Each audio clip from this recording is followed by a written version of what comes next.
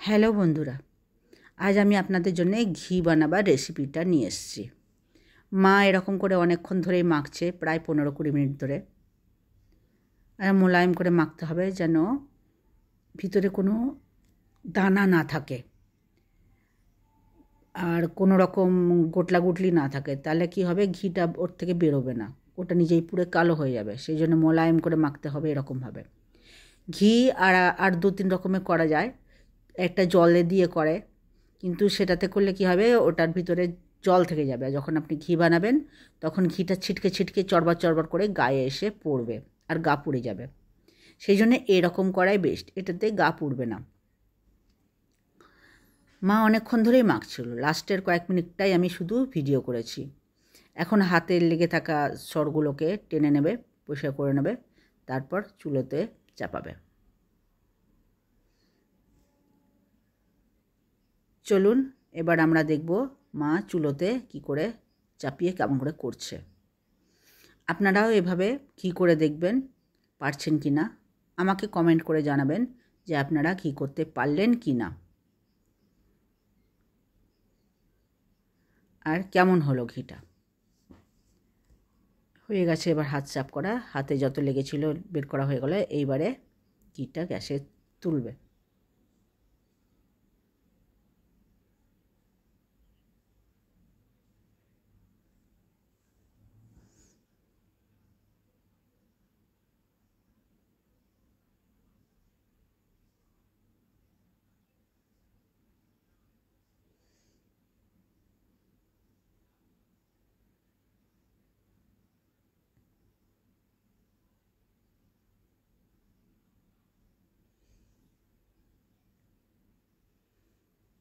হ্যাঁ, হয়ে গেল।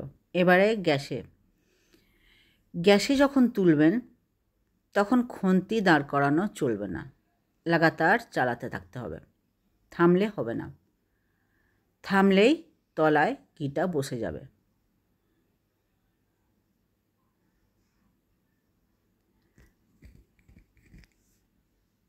থামতে দিলে হবে না, হাতে ব্যথা করলেও হবে না, ঘি চাল করতে গেলে হাতেও ব্যথা করে যায়,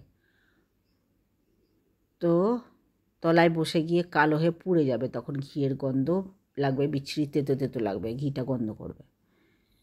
দেখুন মামাইবা যেভাবে ঘিটা বানাচ্ছে, আপনারাও এইভাবে করবেন। আস্তে আস্তে এটা গলে যাবে, তারপর ধীরে ধীরে ধীরে ধীরে এটা থেকে ঘি বেরোতে থাকবে। আপনারা দেখতে থাকুন কীভাবে মা কি করছে, কিন্তু একটুও মা থামতে দেবে না। হাত থামলেই তলায় বসে যাবে। তলায় বসবে, একটু একটু বসবে, কিন্তু ওভাবে পুড়বে না। আমি একবার ঘি বানাতে গেছিলাম, পুড়িয়ে ফেলেছিলাম। এখনও আমার অভ্যেস হয়নি, ঘি বানাতে শিখিনি।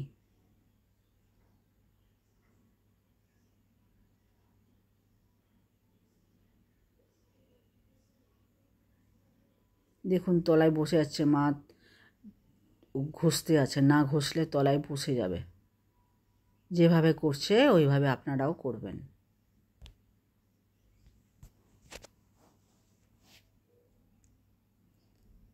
এই যে মা ঘি বানাচ্ছে।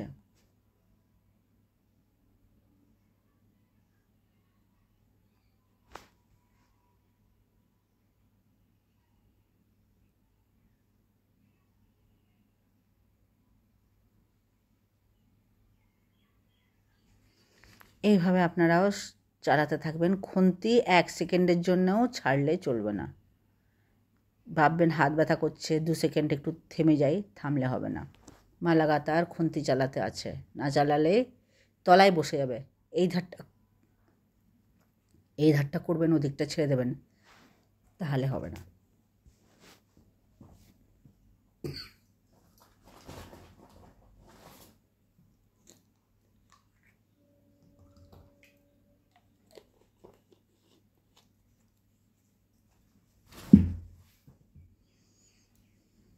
সবটা গলে গেল।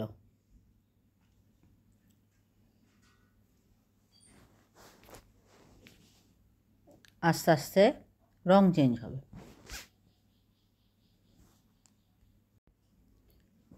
আর এবার রং চেঞ্জ হতে লাগছে আস্তে আস্তে। একটু দেখবেন সাদা থেকে একটু হলদে টাইপের হয়েছে, একটু একটু হলদে হলদে হয়েছে। এই দেখুন, কিছুটা আমি কেটে দিলাম, অতক্ষণ করা যায় না। রং চেঞ্জ হয়েছে, ঘিটা ভেসে উঠেছে, আর চাঁচিটা আলাদা হচ্ছে, ঘিটা বেরিয়ে আসছে। কিন্তু মা খুন্তি থামায়নি, তবুও একটু একটু জমে গেছে। এত চালাচ্ছে তবুও ধারটা তলাটা একটু জমে গেছে। এটাতে পোড়া গন্ধ হবে না, কিন্তু এর থেকে বেশি যদি হয় তাহলে পোড়া গন্ধ হবে। আপনি শক্ত করে ঘষে ঘষে কড়াইটা চালাবেন, না তো বেশি বসে গেলে তেতো পোড়া পোড়া গন্ধ হবে, ঘিটা গন্ধ করবে পোড়া পোড়া। দেখুন প্রায় হয়ে গেছে, আর একটু হলেই হয়ে যাবে।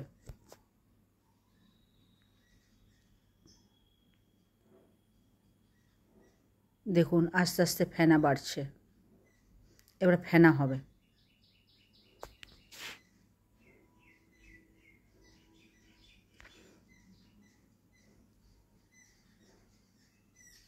আপনারা কে কোথা থেকে দেখছেন আমায় কমেন্ট করে জানাবেন, আমি আপনাদের ধন্যবাদ জানাবো আমার ভিডিও দেখার জন্য। আর আপনারা বাড়িতেও এরকম করে ঘি বানিয়ে করে আমাকে জানাবেন যে আপনারা বানাতে পেরেছেন কি না।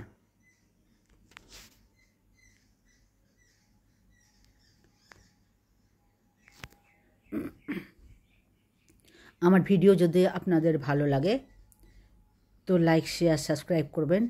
আপনি যদি নতুন এই চ্যানেলে দেখছেন তাহলে সাবস্ক্রাইব করে পাশে থাকা বেল আইকনটা টিপে দেবেন, তাহলে আমার নতুন ভিডিও দিলেই আপনারা সেটা পেয়ে যাবেন। কেননা এত ভিড়ে আপনারা আমার চ্যানেলকে খুঁজে পাবেন না, তাই সাবস্ক্রাইব নিশ্চয় করে রাখবেন আর বেল আইকনটাও টিপে রাখবেন, তাহলে আমি ভিডিও দিলে আপনার কাছে সঙ্গে সঙ্গে পৌঁছে যাবে। তাই নতুন যারা আছেন আমার ভিডিওটা দেখুন। আমার এই চ্যানেলে আমি ট্রেডিশনাল রান্না যাকে বলে সেই রান্নাই আমি দিই, খুব সাধারণ রান্না, যেটা ঘরে অনেকে করে অনেকে করে না, জানে না, সেরকম খাবার। যে অনেকে এরকম রান্না হয়তো জানে না, শিখছে, তাদের জন্য আমি এই রান্না দিচ্ছি। ঘরে যেটা মা করছে, মায়ের রান্না, মা যেসব জিনিস করছে অনেকে সেসব জিনিস জানে না, সেই সবগুলোই আমি দিচ্ছি, সাধারণ ভাজাভুজি কেউ দেয় না। তাই এই দেখুন ফেনা হয়ে গেল, ফেনা হতে লেগেছে মানে ঘি হয়ে গেল। এবার কালার হতে লেগেছে, দেখুন হালকা লালচে লালচে হতে লেগেছে। হ্যাঁ হয়ে গেছে, এই দেখুন এই দেখুন চাচিটা একটু বের করছে। এই চাচিটা মুড়ি দিয়ে চিনি দিয়ে খেতে খুব ভালো রাখে। আপনারা কি কখনো খেয়েছেন? এটা মুড়ি চিনি দিয়ে মেখে খুব ভালো লাগে খেতে। এটা চাচিটা ফেলবেন না, মুড়ি চিনি দিয়েও খেতে ভীষণ ভালো লাগে। তো এইবারে হয়ে গেছে, দেখুন মা দেখলো কালার হয়ে গেছে, এবার গ্যাস বন্ধ করলো। গ্যাসটা এবার বন্ধ করবে, বন্ধ করে দিল। এইবারে একটু পরে টেনে দেবে, এই যে ধারে ধারে মা টেনে দিয়েছে, মধ্যেখানে ঘিটা জমেছে। আর একটু আস্তে আস্তে তলাতে যেটা চাচিটা আছে ওইটা একটু টেনে দিচ্ছে, তাহলে টেনে দিলে কী হবে, ঘিটা পরিষ্কার হয়ে যাবে। ঘিটা পরিষ্কার হবে না, যে ডিব্বায় রাখবেন তার উপর একটা কাপড় দিয়ে ছাঁকবেন, ছাঁকনি দিয়ে ছাঁকবেন না, কাপড় দিয়ে ওটা ছেঁকে তুলে রাখবেন। আর চাচিটা তো খাওয়া, এইটা ঘি বানালে কোনোটাই ফেলা যায় না, ওটা ফেলে দেবেন, ওটাও খুব ভালো লাগে, ওটাও খুব পুষ্টিকারক, সেই জন্যে কোনোটা ফেলবেন না। এইভাবে ঘি বানিয়ে আমাকে জানাবেন যে বানাতে পেরেছেন কি না। আর নিশ্চয় করে আমার চ্যানেলটা লাইক শেয়ার সাবস্ক্রাইব করে দেবেন। চলুন এবার দেখাবো কতটা ঘি হলো।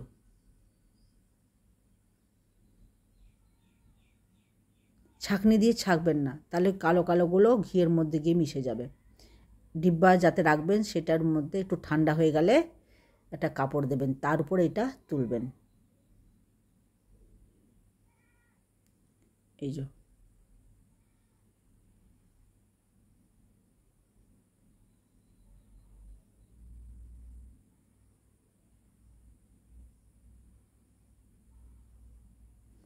দেখুন কতটা ঘি হয়েছে, আপনাদের দেখায়।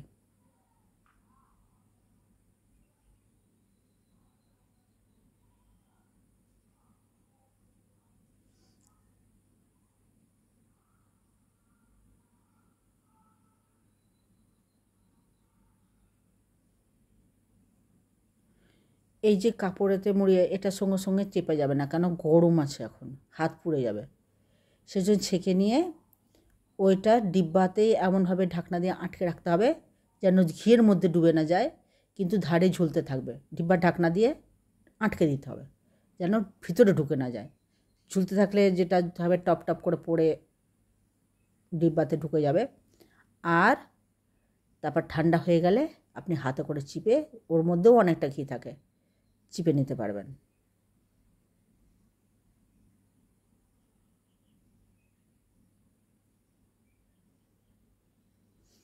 এইবারে চলুন দেখাই কতটা ঘি হয়েছে।